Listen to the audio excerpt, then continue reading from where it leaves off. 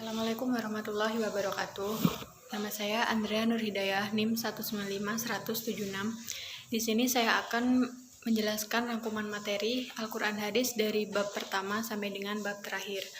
Untuk materi pertama, Al-Quran adalah firman Allah Subhanahu wa Ta'ala yang berbahasa Arab, diturunkan kepada Nabi Muhammad SAW untuk dipahami isinya, disampaikan kepada kita dengan cara mutawatir, dan diterbitkan untuk mushaf yang diawali dari surat Al-Fatihah dan diakhiri dengan surat An-Nas.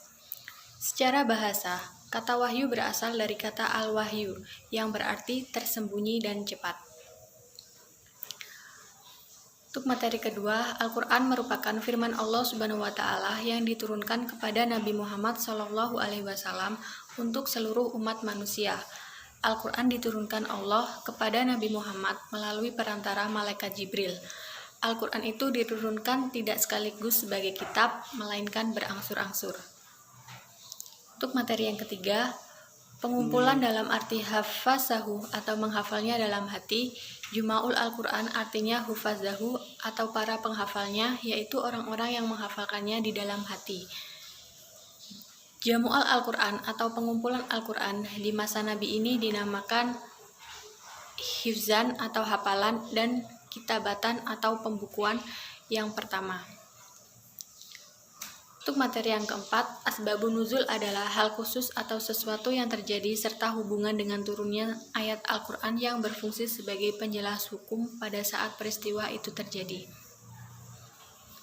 Materi yang kelima, Al-Quran sebagai kalam Allah, tidak terdapat perbedaan pendapat di kalangan umat Islam menyangkut kebenaran sumbernya, yaitu dari Allah Subhanahu wa Ta'ala. Juga umat Islam mempunyai keyakinan yang sama bahwa redaksi ayat-ayat Al-Quran yang terhimpun dalam mushaf adalah sama, tanpa sedikit pun perbedaan dengan yang diterima oleh Nabi Muhammad SAW.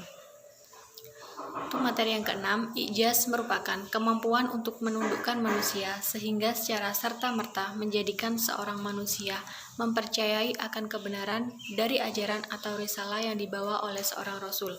Kemampuan ijaz ini kemudian menjadi bagian dari seorang rasul yang disebut juga dengan mujizat.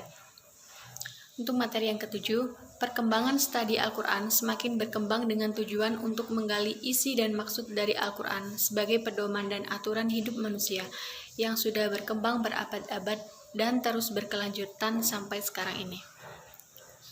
Untuk materi yang ke-8, hadis menurut istilah ahli hadis hampir sama atau muradif dengan sunnah, yang mana keduanya memiliki arti segala sesuatu yang berasal dari Rasul, baik setelah diangkat ataupun sebelumnya. Untuk materi yang ke-9, sunnah menurut bahasa adalah cara yang biasa dilakukan, baik berupa cara yang baik atau buruk. Sedangkan menurut istilah, sunnah adalah segala sesuatu yang bersumber dari Rasulullah SAW berupa perkataan, perbuatan, dan ketetapan. Untuk materi yang ke-10, hadis merupakan salah satu pilar utama dalam agama Islam setelah Al-Quran. Pentingnya hadis dalam Islam membuat Rasulullah serta para sahabat dan orang-orang yang mengikuti jalannya menaruh perhatian besar atasnya. Penulisan hadis adalah satu bukti perhatian besar Rasulullah dan para sahabat akan hadis.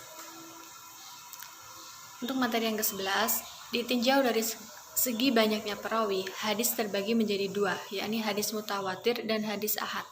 Hadis mutawatir adalah hadis yang diriwayatkan oleh banyak perawi yang menurut adat atau kebiasaan mustahil mereka sepakat untuk berdusta. Untuk materi yang ke-12, hadis adalah sumber ajaran Islam yang kedua setelah Al-Quran, di mana keduanya merupakan pedoman dan pengontrol segala tingkah laku dan perbuatan manusia. Hadis ditinjau dari segi kualitasnya, hadis terbagi menjadi dua, yaitu hadis makbul atau hadis yang dapat diterima sebagai dalil, dan hadis mardud atau hadis yang tertolak sebagai dalil. Untuk materi yang terakhir, hadis do'if adalah hadis yang lemah, tidak terkumpul pada sifat-sifat hadis sahih dan hasan yang dapat diterima riwayatnya.